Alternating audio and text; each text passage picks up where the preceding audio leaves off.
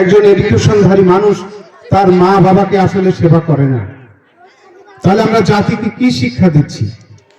অসহায় মা, ওই বাড়ির থেকে সকালে বেরোনোর পরে আমার এক চাচা, অনেক জমি জায়গা রয়েছে আমি জানি, সারা রাত চিল্লা পিল্লা করে, তার সন্তান হচ্ছে 6টা, 2টা মেয়ে 6টা ছেলে, কিন্তু কেউ তার খাবার দেয় না। সকালে আমি খাবার দিতে চালাম, সে আমাকে বলল যে বাজান, তুমি যদি আমাকে খাবার দাও তাহলে আমার কষ্টটা আরো বেড়ে যাবে, কারণ অত্যাচার ওরা করবে। তাহলে আমার প্রতিবেশী, আমি ইচ্ছা করলেও তার খাবার দিতে পারিনি। তার ছেলেমেয়েরা সবাই কম বেশি শিক্ষা অর্জন করেছে। আসলে মূলত কিসে শিক্ষিত হয়েছে? আপনারা কি মনে করেন যে শিক্ষিত হয়েছে? সমাজ এবং রাষ্ট্রে আপনি এইগুলো দেখবেন, দেখার পরে দেখবেন যে বয়সকালে মা বাবার খেদমত, এই সমাজের মানুষ অনেক শিক্ষা অর্জন করেছে। আসলে মা বাবার খোঁজ খবর খুবই কম নেয়।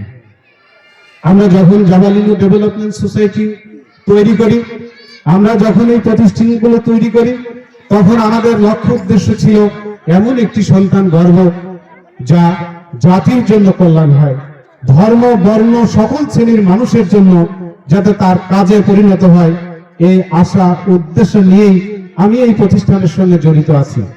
আমার শেষ জীবনে আমি পারবো কিনা আমি জানি না, তবে আমি চাই যে ছেলে মেয়ে সবাইকে এমন শিক্ষা দিতে যারা তারা বয়স্কদের সম্মান করে, মা বাবাকে শ্রদ্ধা করে, সব মানুষকে উপকার করে।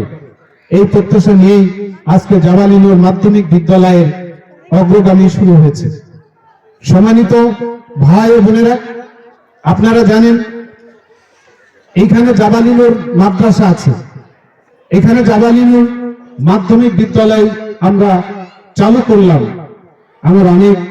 আমাদের প্রধান শিক্ষক আমাকে দৃষ্টি আকর্ষণ করেছে যে অনেক হিন্দু ভাইয়েরা বলেছেন তাদের ধর্মীয় শিক্ষা কি হবে, তাদের ধর্মীয় শিক্ষাই দেওয়া হবে। যেমন একটি মুসলিম ছেলেকে আদর্শবান বানাতে চাই, তেমন একটি হিন্দু ছেলেকেও আদর্শবান বানাতে চাই। আমরা সমাজকে ডিভাইডেড করতে চাই না, আমরা হিন্দু মুসলমান বিভেদ হতে চাই না, আমরা কেউ কারণ আলাদা নয়। আপনি এদেশে বাস করেছেন, এদেশে বাস করেন আপনার অধিকার নিয়ে, আপনার ধর্ম নিয়ে। আমি এদেশে জন্মগ্রহণ করেছি আমার অধিকার, আমার ধর্ম নিয়ে। আমরা একে অপরের পরিপূরক, সবার ঊর্ধ্বে আমরা মানুষ হিসাবে আমরা সবাইকে সেবা করতে চাই। আমি আর একটা উদাহরণ দিতে চাই। আমি যেদিনে উপজেলা নির্বাচনে আসছিলাম, আমি পেশায় চিকিৎসক, আমার কাছে ধর্ম বর্ণ সকল শ্রেণীর মানুষ আছে, উঁচু নিচু সকল শ্রেণীর মানুষ আমার কাছে আসে। আমি একজন চিকিৎসক হিসাবে আমার কাছে সকল মানুষ সমান। আমার কিছু রোগী আছে হিন্দু আমার বোনেরা, যেদিনে আমাকে বলল যে দাদা, যেদিনে শুনলাম যে আপনাকে জেলের মধ্যে নিয়ে যাওয়া হয়েছে, সেদিনে আমি মন্দিরে যা পুজো করেছি, আমি আপনার জন্য 3 দিন উপবাস করেছি, আমি আপনার জন্য মন্দিরে যাই, ঈশ্বরের কাছে আমি পূজা দিয়েছি। আপনি বলেন, আমি একজন মানুষ হিসাবে কি ঠিক থাকতে পারি?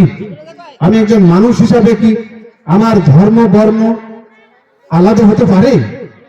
আমার মানুষ হিসাবে আমার কাছে আপনিও যা, অন্য ধর্মের মানুষও সমান।